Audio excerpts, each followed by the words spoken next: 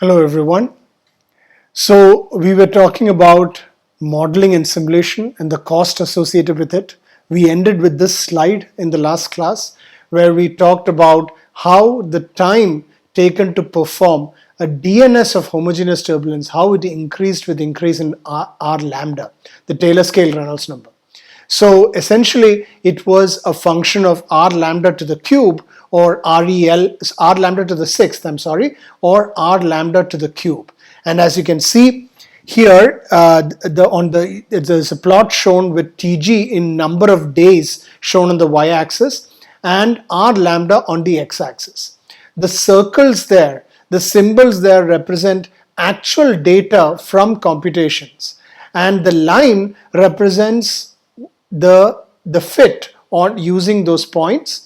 The solid line is estimated from the equation that was shown earlier. If you remember, the solid line is represented using this equation here, and the dashed line is based on DNS timings. So symbols are from DNS timings for a 40 node IBM SP2. Obviously, if you have a faster computer, you're going to get much better timing. The solid line is the estimate from the equations, and the dashed line is the asymptote R lambda over 70 the whole thing to the power of 6. So as you can see, the time is increasing significantly, and it is increasing drastically as a power of R lambda. And the symbols represent the fact that you're only able to get timing, at least until the plot was generated, you're only able to get timing until an R lambda that is much less than 100. So that was all we could do. But in today's day and age, obviously, you will find calculations of R lambda that are beyond 100, that are close to 1000. So you will find data points in here, somewhere in here. And I'm going to assume that you're going to find points that are close to this line. It's not going to be very off from that because the timing kind of matches. Now, obviously, with different computers, you will have slightly different, the exact fit is not going to be followed. But so you will have slightly the points that are slightly deviating from this line, but it's going to be in and around that line. But the point we're trying to make with this plot is that a significant cost is incurred a significant cost is incurred for DNS, and it increases significantly with increase in Reynolds number. So low Reynolds numbers is okay, but as the Reynolds number keeps increasing, and which it would do as you get to more and more practical flows, isn't it? And so as the Reynolds number keeps increasing, the timing is just drastically increases, and it becomes very hard, very impractical to conduct a DNS of very high Reynolds number flows. Although in today's day and age, it is much more practical than it was 20 years ago, 30 years ago, 10 years ago even. Okay, so this is a plot showing, and we'll describe this plot in detail. This is a plot showing how the wave numbers are distributed across the different range. Now, as you can see from the plot, you are seeing the energy containing range, you are seeing the inertial subrange, the dissipation range, so there are some insignificant modes are there. So what does this mean? So first of all, when we try to assess the cost associated with DNS, we were saying that the maximum wave number is at kappa max, isn't it? The maximum wave number is at kappa max, which is the maximum wave number in one direction. So so you will have kappa max in both directions, meaning what I mean to say is it is 0 to kappa max, but the actual wave number is from minus kappa max to kappa max, or 0 to 2 kappa max. Those are the maximum wave numbers, right? So 2 kappa max is the maximum number of wave numbers in each direction. So that means you have a spherical space where you have 0 to kappa max, 0 to kappa max, and 0 to kappa max in the 3 different directions. Are you following me? So earlier when we wanted to find out the wave number magnitude, it was equal to kappa 1 squared plus kappa 2 squared plus kappa 3 squared. This is very important. This whole concept is very important. I have explained the whole idea of wave number magnitude multiple times and why you get a so-called spherical wave number space. Now when you calculate the wave number magnitude, you are getting square root of kappa 1 squared plus kappa 2 squared plus kappa 3 squared, which is basically the radius of a sphere. Kappa 1, kappa 2 and kappa 3 are the wave numbers in the x1, x2, x3 directions respectively. And the wave number magnitude represents the radius of that sphere made up of the kappa 1, kappa 2, kappa 3 wave number space. So that spherical space is what is shown on the screen. Now since we are showing it on a slide, we are showing it as a circle. Follow me. So on this circle, it is 0 to kappa max is your minimum to maximum radius. Yes, 0 to kappa max, which is basically going to be the wave number magnitude. And the maximum wave number magnitude is going to be made up of kappa 1, kappa 1 max and kappa 2 max and kappa 3 max, the square root of each of these squares added together. Now think about it. You are going from a cubical space, isn't it? Homogeneous turbulence is done in a cube of size L, and you are dividing it into multiple wave numbers, isn't it? You're dividing it into multiple wave numbers. So each direction you divide it into wave numbers corresponding to 2 kappa max wave numbers. In other words, it is from minus kappa max plus 1 to kappa max, right? So you are going in wave number space, it is cubic, but the only wave numbers that matter are the wave numbers in the sphere. I hope you're understanding this. Our physical space is a cube, which has a side L, and this physical space cube is now you are using this physical space cube and discretizing your wave numbers into 0 to 2 kappa max wave numbers, right? In magnitude it is 0 to 2 kappa max wave numbers in each direction. But that you are dividing it in, you are taking only the sphere because your wave number magnitude is equal to square root of kappa 1 squared plus kappa 2 squared plus kappa 3 squared. So essentially you will just have a sphere and everything on the outside is insignificant modes. This is the sphere within the cube. This is the sphere within the cube. So you have this outside area outside that sphere but still within the cube. That is, those are insignificant modes, because the only thing that matters, you are only considering the wave number magnitude, which is square root of kappa 1 squared plus kappa 2 squared plus kappa 3 squared. So that is why you are only getting a sphere. I hope you are following me. So a little bit of explanation is there in the next slide. So in 3D wave number space, the modes represented lie within a cube of side 2 kappa max, isn't it? In wave number space, it is 0 to L, but in wave number space, it is 0 to 2 kappa max. So if I look at this, so remember this one, L, kappa max is pi n over L, isn't it? Kappa max is pi n over L. Your wave numbers go from minus half n plus 1 to half n. And your kappa max is half n kappa naught. So that is only one side, isn't it? That is only one side. But your wave numbers go from minus half n plus 1 to half n. The kappa max is half n kappa naught. But the other side is there. So that is minus half n plus 1. So essentially you have two kappa max wave numbers.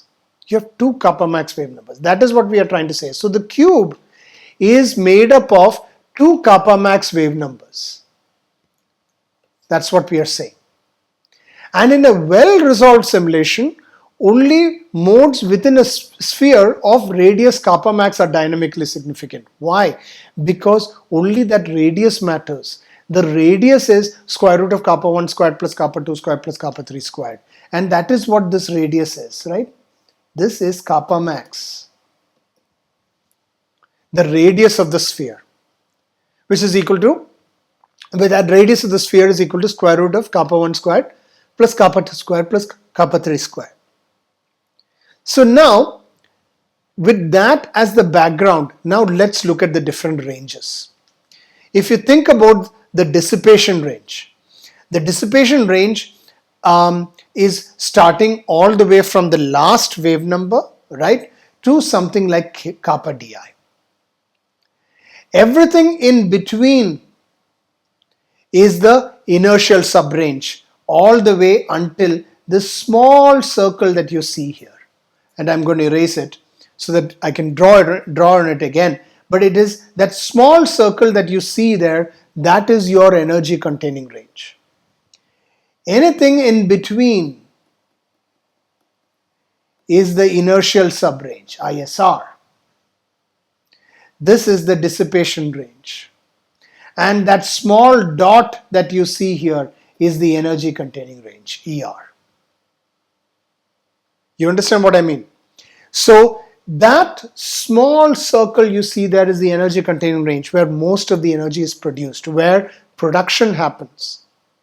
Then, so there is this energy demarcation length scale, or the energy demarcation wave number, that is marked by that circle there. The energy demarcation wave number is the radius of that smallest circle there.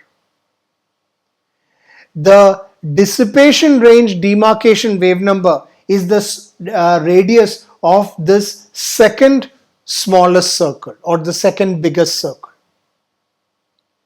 And the Kolmogorov scale wave number, the Kolmogorov wave number is your kappa max, because that is where you will have it fully resolved. So that is the radius of this large circle. So this we have drawn it according to scale.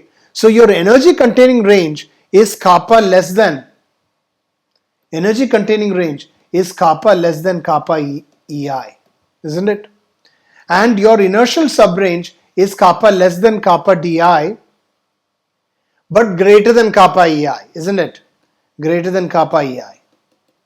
And your dissipation range is kappa greater than kappa di, or less than kappa eta. The kappa eta is going to be the largest wave number that is resolved, so that your Kolmogorov scale is resolved. I hope you are understanding this. So that is how we are defining this. So we defined this cube, then we got a sphere out of it. Everything outside the sphere and within the cube are insignificant, because all we are interested in is the radius, is the wave number magnitude, is the radius of that sphere. So everything outside the sphere is going to be insignificant. Now, here what we are also saying is that we have this small, really small circle, a slightly larger circle, and the full circle. 3 circles. The first really small circle represents, well, it is corresponding to the radius associated with the energy containing range. The next big circle is corresponding to a radius associated with the inertial subrange, kappa di. And the largest circle is corresponding to the radius associated with the Kolmogorov wave number, kappa eta. So what is shown here, I was saying earlier, this is according to scale. So the inner sphere of kappa E corresponds to the peak of the energy spectrum for isotropic turbulence at R lambda equals 70. That is, at higher Reynolds number, this circle is going to be even smaller, because this is at R lambda is equal to 70. We have hardly touched very practical Reynolds numbers at R lambda equal to 70. So you can imagine, as you go to the much higher Reynolds numbers, the separation between the smaller scale and the larger scale increases, so that the smallest circle that you saw in this plot is going to get smaller and smaller. relative to the largest circle. Following me? So essentially 99.98 of the modes represented have wave numbers that are larger than kappa di. 99.98% of the modes. That means 0.02% of the modes represent motions in the energy containing range or in the inertial subrange. That's it. 0.02% of the modes. 99.98% of the modes are in the dissipation range. So the entire DNS calculation, or I would say most of it, 99.98% of the cost is associated with resolving the scales in the dissipation range. You have to ask the question, is it worth it? Right? It is true. It is good to be aware of it. The fact that you are spending almost all the modes, right? 99.98% of the modes. That means if you have 100 modes, only 2 modes are associated with the energy containing range and the inertial subrange. Only 2 modes are associated with the inertial subrange and the energy containing range. 98%, right? In fact, more than that, I would say, right? Not just 2 modes, right? So more than that is associated with the dissipation range. So you are spending most of the cost on the dissipation range, on the scales associated with the dissipation range. That means a significant cost is associated with trying to resolve the very small scales. So that is why approaches like RANS and LES became so popular. Because one might ask the question, if you're spending so much time, CPU time, computational time on the small scales, is it really worth it? So can't we just resolve all the large scales and even the inertial subrange and try to get means out of it, try to get filtered scales out of it, and maybe we can get meaningful statistics out of it, rather than spending a lot of time trying to resolve the small scales and not getting as much benefit. That is where the RANS and LES comes in, and that is why they have become more popular, because for a fraction of the cost, they are able to get a reasonable estimate of the flow. When I say a reasonable estimate of the flow, the means, the variances, they are able to give that. Okay, with some error, yes. However, it is important to understand that DNS is unparalleled in accuracy. You want to say that you are doing the most accurate calculation possible, you have to resolve all the scales and you have to do a direct numerical simulation. If you're not doing that, at least you have to be aware that this is all you're resolving, this is what you're modeling, you're not accounting for these scales, you're only accounting for these scales, so you're bound to get some errors and you have to deal with it. I hope you understand this. So that takes us to inhomogeneous flows, because so far what we've been doing is related to homogeneous turbulence. And I was saying earlier, the reason why we picked homogeneous turbulence is because it provided a very simple framework in order to assess the cost, in order to assess the accuracy, in order to assess all these different aspects, which we could not do so easily for any inhomogeneous kind of flows, like for channel flows or for pipe flows. So what we could do, for instance, when we looked at DNS, we looked at spectral methods. Why did we look at spectral methods? Because it is the most accurate approach that is available. It has a so-called infinite accuracy because the truncation error is not there. The truncation error is absent because you're not using a numerical method that has a truncation error, isn't it? You're using a spectral method that is the most accurate method possible. Now, there is some limitation to it, and that is the fact that you have to use periodic boundary conditions, because you're converting your Navier-Stokes equations into a set of Fourier series, which means into a set of sine and cosine series, which means you are assuming the flow is periodic. You're assuming your boundary conditions are periodic. So that is that limitation. However, it helps us in assess the accuracy of the method. What we were able to do is we compared that with something like a RANS based method on the other end of the spectrum, like a mixing length model, which was not as accurate, much simpler to use, very cost effective, but not as accurate. And the reason we picked spectral methods is because of its accuracy. Yes, it has its limitation that it is restricted to a certain kinds of flow. So we talked about range of applicability in this model. DNS cannot be applied to all kinds, DNS using spectral methods cannot be applied to all kinds of flows, mainly because of the periodic boundary condition limit. However, we were still able to assess the accuracy based on that. And because we were dealing with homogeneous turbulence, we could write it in terms of the cost, we could write it in terms of the R lambda value. How? Because we could get the energy spectrum in terms of the R lambda value. We could say what is the maximum, the smallest length scale that can be resolved, the maximum length scale that should the integral length scale. All these estimates are easily obtained in homogeneous turbulence. If all these estimates are easily obtained, we can get the cost associated with these problems relatively easily in homogeneous turbulence. If you think about inhomogeneous flows, which is what we are going to be dealing with next, it is not that easy to come up with a Kolmogorov length scale because it is associated with an energy spectra, and there are multiple complexities associated with those kind of flows.